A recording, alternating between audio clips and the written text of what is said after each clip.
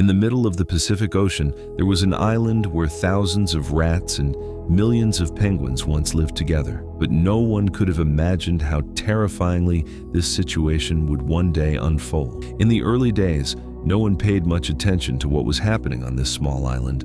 Everything seemed normal. But slowly, scientists began to realize that an environmental catastrophe was unfolding here, one that was beyond their imagination. This was a situation where nature's own order had broken down. And whenever humans interfere with nature in this way, this island became a real-life example of how devastating the consequences can be. The people there witnessed with their own eyes how everything changed. But the question is, what ultimately happened to those thousands of rats? Did they survive, or were they destroyed? And what kind of catastrophe had befallen nature here? Let's try to uncover the full truth of that tragic story of this secret island in today's video. Macquarie Island is located in the Southern Ocean, south of Australia. A small, remote, and strikingly beautiful island. But the dark history of this peaceful island began in 1810, when some sailors first discovered it. At that time, the island was like paradise for penguins and seals. There were no natural predators for them here, so they could live without worry. The island, filled with abundant plants and thick grass, was their safe haven. But gradually, hunters from Europe began arriving. Driven by greed for seal meat and hides, they began hunting indiscriminately. Not just seals, they also started hunting birds and penguins. As a result, by 1918, the seal population of the island was nearly driven to complete extinction. But the real danger hadn't started yet. Along with the hunters' ships, rats unknowingly arrived on the island. As soon as the ships docked, the rats would disembark and quickly spread across the entire island. At first, no one took these small creatures seriously, but soon the situation changed. The rats adapted naturally to the new environment and began reproducing at an incredible rate. Within just a few weeks, their numbers grew to thousands. Since there were no animals on the island to hunt them, their populations spiraled out of control. Slowly, the entire island became overrun with rats. They would enter birds' nests and destroy eggs and chicks. Birds that had previously built nests on the ground without worry had never faced such danger, and they easily fell prey to the rats. Not just birds, the rats destroyed fruits, flowers, and seeds as well. As a result, new plants could no longer grow. Gradually, the island's greenery began to disappear. At first, the hunters didn't notice this change, but when they saw that even the food they had brought was being destroyed by rats and birds were nearly gone everywhere, they understood the seriousness of the problem. To solve this problem, they decided to release cats on the island, thinking the cats would hunt the rats and fix everything. But this is where the second disaster began. Instead of catching rats, the cats chose birds as easier prey. They would climb rocky hillsides, break into birds' nests,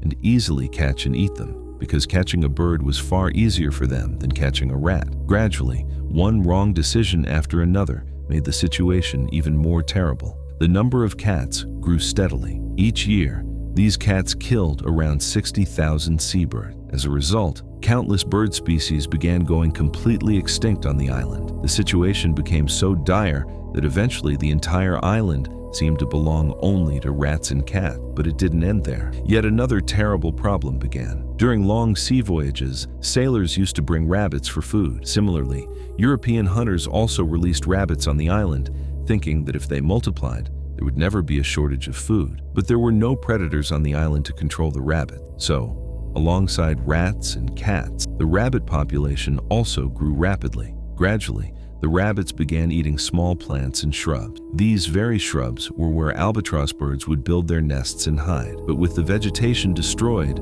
they became easy prey for cats. Not only that, the rabbits also ate the island's green grass. Gradually, the entire island became almost like a desert. At one point, the island looked like a golf course. The rabbits didn't just eat plants, they even dug up roots of small trees and burrowed underground to build dens. This weakened the soil, and gradually problems like landslides and soil erosion appeared. These landslides sometimes destroyed birds' nests as well. In 2006, a large landslide occurred on the eastern side of the island, where countless penguins were buried and killed. Meanwhile, the cats that had been brought to kill rats were finding easy food by hunting birds and rabbits, so their numbers also grew rapidly. But rabbit reproduction was even faster. In just 1 month, a rabbit gives birth to 6 to 12 young and within 4 months they reach full maturity. As a result, within a few years, the rabbit population exceeded 100,000. Now these three animals, rats, cats, and rabbits,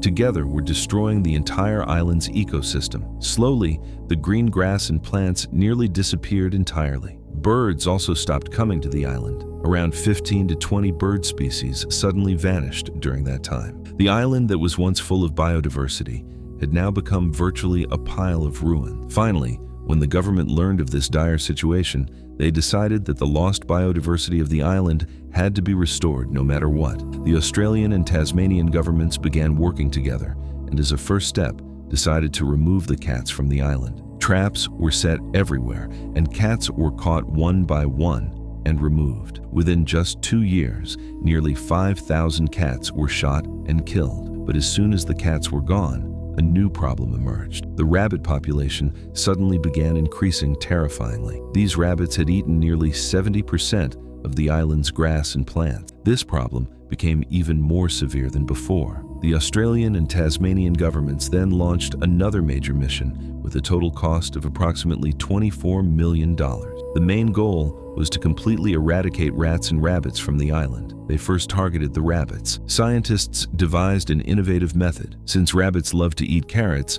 a type of virus called the hemorrhagic disease virus was mixed into carrots. After the rabbits ate those carrots, the virus quickly spread through their bodies and they slowly died. This method worked extensively. Within a few days, nearly 80% of the rabbits were killed. However, some rabbits and countless rats were still alive. To completely eliminate them, scientists planned another major operation. Via helicopters, approximately 300 tons of poison was spread across the entire island, excluding areas where penguins and seals lived. The effect was devastating. Countless rats and surviving rabbits were nearly completely wiped out. This operation was carried out in winter because many birds migrate elsewhere during that time, reducing the risk of harm to birds. A team was also regularly collecting dead animals so that no bird would get sick from eating poisoned carcasses. Even then, some rats and rabbits had survived in hiding. To find them, specially trained dogs were brought in. These dogs could only detect the scent of rats and rabbits, but did not disturb penguins or seals. The dogs would locate their hiding spots one by one,